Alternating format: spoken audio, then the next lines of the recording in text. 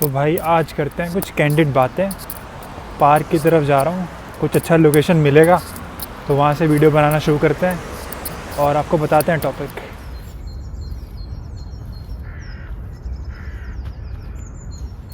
हाँ तो भाई ये लोकेशन कुछ सही लग रही है। मैं पार्क में हूँ, चल रहा हूँ इस वक्त और यहाँ पे वीडियो बनाने की कोशिश करते हैं। कोई बढ़िया सा लोकेशन भी देखते हैं जहाँ पे बैठ के कुछ बातें कर सकें, या तो खड़े होके जहाँ पे मैं ये फ़ोन रख सकूँ स्टिल करके, है ना। लेकिन चलो आपको टॉपिक बताते हैं। टॉपिक ये है कि study Poland is a good option है कि नहीं है, वो क्वेश्चन मार्क, ठीक है। And what about money, career and future prospects. तो इस पे बात करते हैं। चलो भाई, तो एक ये अच्छी लोकेशन मिली है, यहाँ पे बैठते हैं और बातें स्टार्ट करते हैं, ठीक है। तो भाई लोकेशन दिखा देते हैं आपको थोड़ा सा। सामने एक फेक लेक बना हुआ है, ठीक है, और काफ़ी क्लासिक व्यू है। तो व्यू देख लिया आपने। मैं बैठा हूँ बेंच पे और मेरे पीछे शायद ये कोई रेजिडेंशियल एरिया वगैरह भी है थोड़ा, बट ये पार्क है, काफ़ी बड़ा पार्क है ये व्रोत्सोव का, और काफ़ी लोग जानते हैं इस पार्क को। बट नेवरदलेस हम टॉपिक स्टार्ट करते हैं। Is Poland a good option? सबसे बड़ा क्वेश्चन मार्क यहीं आता है। तो देखो, पोलैंड अच्छा ऑप्शन है कि ख़राब, it all depends on you, ठीक है। आप इस अपॉर्चुनिटी को कैसे देखते हो। कईयों ने यहाँ पे पढ़ने के लिए आना है तो उनके लिए अलग अपॉर्चुनिटीज़ हैं, कईयों ने यहाँ पे वर्क करने आना है तो उनके लिए अलग अपॉर्चुनिटीज़ हैं। सबसे पहले यूरोपियन कंट्री के लिहाज से बात करूँ तो जो यूरोपियन कंट्रीज़ के जो वेस्टर्न यूरोपियन कंट्रीज़ है वो काफ़ी महंगे हैं, पोलैंड चीपेस्ट है, ठीक है। तो एक तरीके से प्रो है कि मतलब ये चीप पड़ेगा आपको अगर आप यहाँ पे पढ़ने के लिए आओगे, तो सबसे बड़ा एडवांटेज आपका यहाँ पर है। लेकिन आप यहाँ पे ज़्यादा पैसे कमा भी नहीं पाओगे, ठीक है। तो ये वाली बात तो मतलब एक है, ठीक है। ये फर्स्ट थिंग है जो लोगों का इंप्रेशन होता है। मैं एक बंदे को जानता हूँ जो डेनमार्क में है, ठीक है, वो यूट्यूबर है, और उनके साथ मैंने डिस्कशन करी थी इस पे, पोलैंड और डेनमार्क पे। तो डेनमार्क भाई काफ़ी महंगा है, ज़्यादा पैसे भी कमाता है बंदा, लेकिन खर्चा भी ज़्यादा करता है। सेविंग पूरे यूरोप में कहीं हो ही नहीं पाती है, क्योंकि स्कैंडिनेवियन कंट्रीज़, खास करके डेनमार्क और वेस्टर्न यूरोपियन कंट्रीज़, उन सब जगह पर टैक्सेस बहुत ज़्यादा होते हैं। तो सेविंग तो ना के बराबर होती है, लेकिन लाइफस्टाइल काफ़ी अच्छी होती है, ठीक है। और आपको सिक्योरिटी वगैरह भी मिलती है काफ़ी। जब आप टैक्स वगैरह भरते हो तो आपको उसका फ़ायदा भी मिलता है इन सब कंट्रीज़ में, है ना। लाइफस्टाइल थोड़ी अच्छी होती है, यही सब डिफरेंस होता है। और एयर क्वालिटी वगैरह यहाँ पे काफ़ी बेटर है कंपेयर टू इंडिया। तो ये सब थोड़ा प्रोज है जो कि मैं आपको बताऊँगा, ठीक है, जिससे आप अपना मतलब थोड़ा देख सकते हो कि डिफरेंस क्या है, जो कि आपको काफ़ी लैविश लगेगा एक तरीके से। भाई ग्रीनरी वगैरह होती है, लेकिन विंटर्स के टाइम पे आप ये देख रहे हो ये पूरा ब्राउन सा हो रखा है, क्योंकि पत्ते सारे झड़ गए हैं। तो ये सब डाउन साइड है। विंटर्स यहाँ पे काफ़ी लंबे होते हैं। अभी भी देखो, मैं विंटर के टाइम पे वीडियो बना रहा हूँ, खैर, लेकिन विंटर जाने वाली है। इंडिया में तो जाने ही लग रही है, यहाँ पे अभी भी है। और विंटर्स लंबी होती हैं, और जो समर होता है वो कम टाइम के लिए रहता है। हाँ तो भाई देखो, फ़ीस वगैरह पोलैंड में कम होती है compare to western European countries. तो यहाँ पे भी आपको एक एडवांटेज है। अगर आप पढ़ने के लिए आ रहे हो पोलैंड में, तो 3000 से 4000 यूरो के बीच में आपका फ़ीस होगा, 1 साल का बता रहा हूँ, जो कि 2 सेमेस्टर कवर करेगा, ठीक है।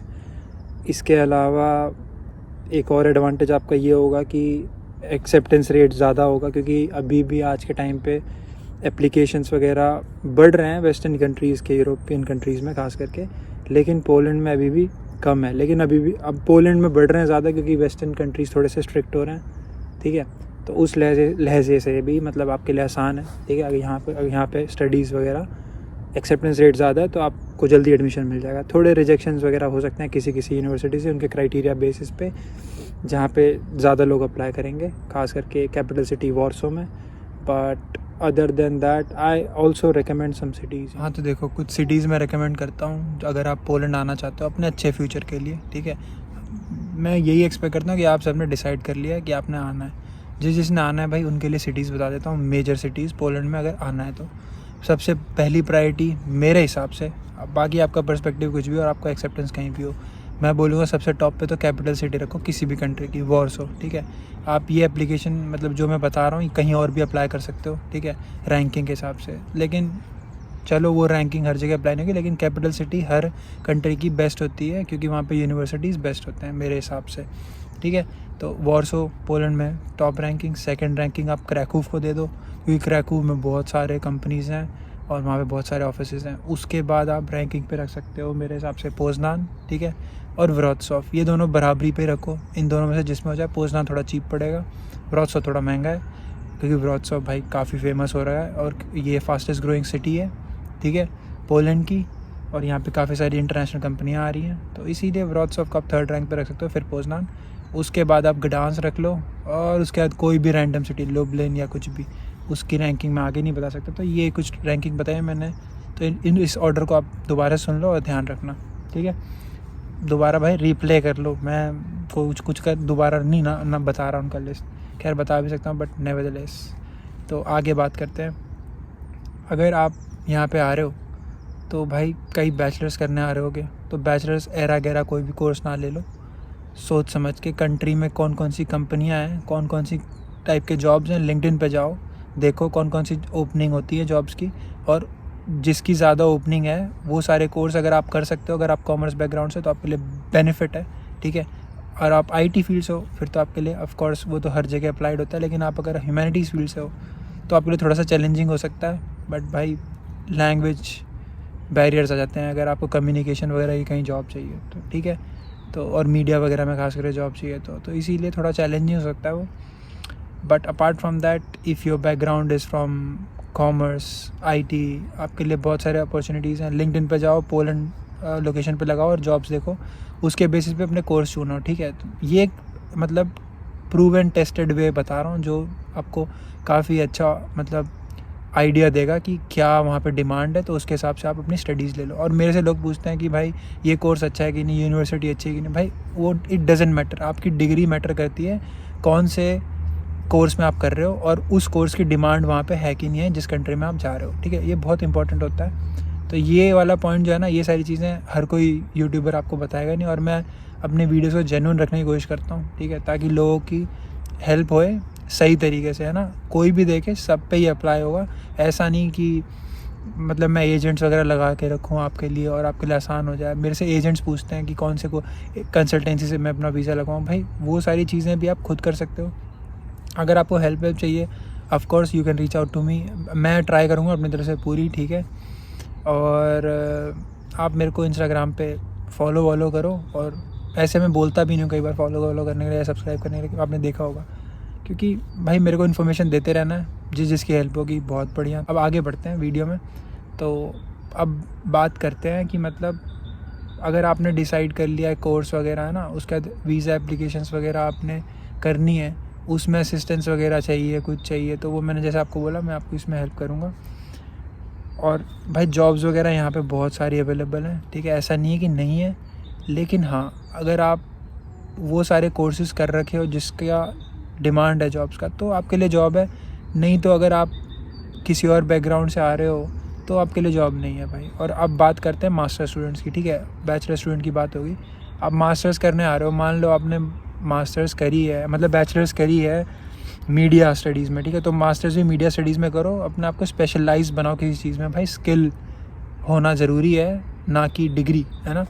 डिग्री भी इम्पॉर्टेंट है, जैसा कि मैंने आपको बताया। अगर आप बैचलर्स करने आ रहे हो तो जिस कोर्स में करोगे उस कोर्स का डिमांड होना चाहिए। फाइनेंस वगैरह का काफ़ी डिमांड है पोलैंड में, ठीक है, क्योंकि इंटरनेशनल कंपनीज़, इन्वेस्टमेंट बैंकिंग, इन सब बैंक्स वगैरह को काफ़ी चीप पड़ता है पोलैंड वेजेस देने के लिए, तो इसीलिए वो यहाँ पे बड़े बड़े अपने ऑफिस खोलते हैं। HSBC, गोल्डमैन सैक्स और मॉर्गन स्टैनली, ये सारे बड़े बड़े बैंक, मतलब उनका यहाँ पे ऑफिस होता है, ठीक है।